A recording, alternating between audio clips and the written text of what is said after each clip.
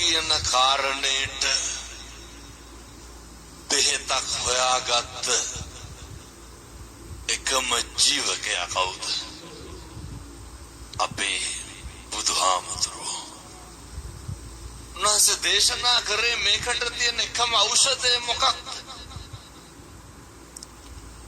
ධම්මෝ සදං සමන්නත්ති ඒතං පිංගත භික්ඛවේ. ඖෂධය නම් ධර්මයමයි. ඒක පානය කරන්න තිබ්බේ නැත්නම් අපේ තථාගතයන් වහන්සේට එදා දීපංකර පාදමූලයේදී නිර්වාණය සාක්ෂාත් කරගන්න තිබ්බේ නැද්ද? තිබ්බා.